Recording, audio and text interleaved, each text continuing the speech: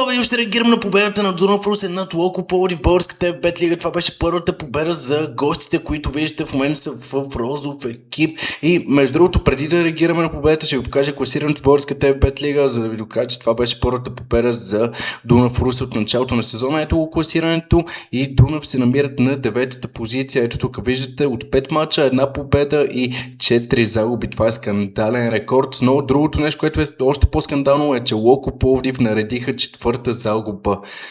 Така че това е скандално. Дунав има равни точки с Локо Пловдив. Аре, сега отиваме към репортажа, който е само 4-5 минути. Има най-важните моменти, така че без повече се бавим, нека да започваме.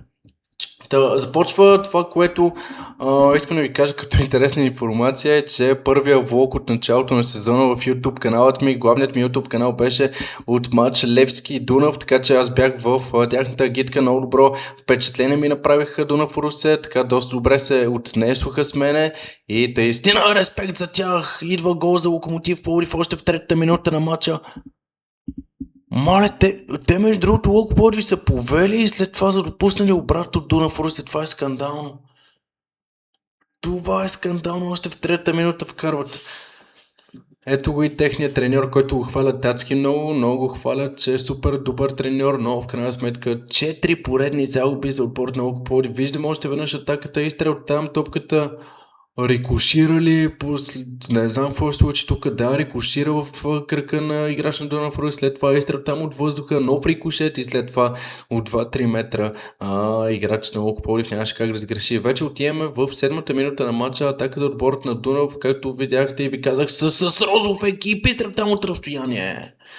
Добър изстрел там от 30 на метра за играч на Дунав Русе. Топката не попадна във вратата сега. Много възможно за отборът на Локо Пловдив. Тук леко се позабави техния нападател. След това центриране на втора града.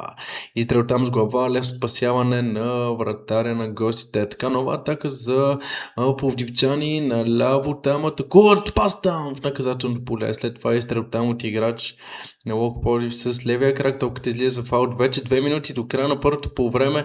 Атака за отборът на Дунав Русе. Вече сам срещу вратаря техния нападател. Подава топката в наказателното поле. Изстрел там слаб с левия крак от централния нападател на русенци. Топката беше прекалено слаба и уловена без абсолютно никакъв вратар.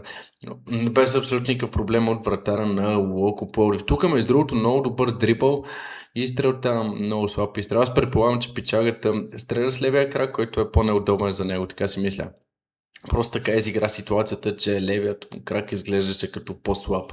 Първото по време приключил при резултат 1-0 за домакините. Явно през второто по време са допуснали пълен обрат, което е скандално. Отново напомням, четвърта загуба за Локо Пловдив от 5 мача от началото на сезона. Мале, те отново тръгват много надолу. Този стадион, тази трибуна винаги от колко време насам, вече от 2 години насам я вижда празна, което е скандално. Не знам, нямат ли някой финансират там да го правят вече, че изглежда толкова празен този стадион, когато се играят мачове и ги гледам по телевизията, че е скандално вече. 55-та минута на мача, пловдивчани започват добре второто по време, там с Топола и Нистър вратаря спасява вече, минута 69-та, там постепенна атака за Дунав Русе, след това какво се случва? Някакъв карамбол, тук трябва да има Дуспа. Точно така. Дуспа в 69-та минута на матча за отборът на Дунав Русе. Нека да видим още веднъж, за да се уверим дали имаше нарушение преди тази Дуспа. 5 метра преди това. Аз като цяло, това гледам хора. Не гледам какво ще случи ето тук. Играчът на Локо Пловдив получи схващане тук и това е причината, поради която пичага с розовия екип просто не беше спрян. Продължи след това движението си, много голям късмет там, вързия и Дуспа, чиста Дуспа, това няма какво остане. 71 минута на матча. Предиктвам, че пичагата ще стреля тук ще стреля. Тук ще стреля пичагата. Не съм гледал матча, но предиктвам, че ще стреля ето тук. Аре да видим дали ще е така. Да видим засилка, изстрел! Точно там стреля, ако не се лъжа. Или по-скоро в вратаря, толкова се отби в мрежата. Нека да видим какво се случи. Какъв късмет!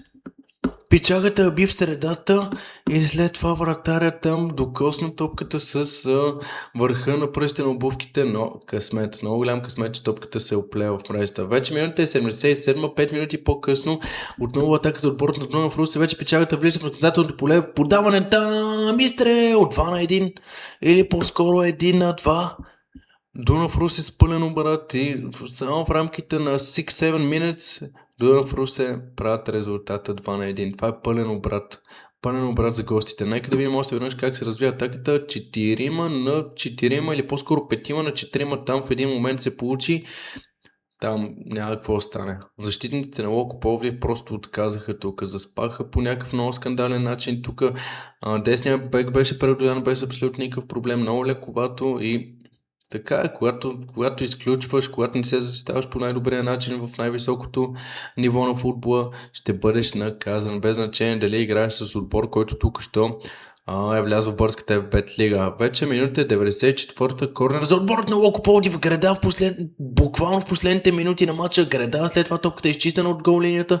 Голям късмет тук за отборът на Дунав Русе, че резултата не е изравнен буквално отвъд вече добавеното време. Видяхте първо Градата, след това изчистването от гол линията. Много голям късмет. Много голям късмет за гостите. А то Пичага с 13 номер, колко високо скача, ама това е скандално.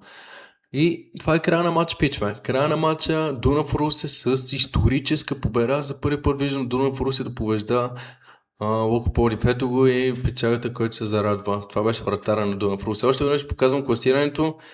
Дунав Русе пред Локо Пловдив. Мале, това е скандално!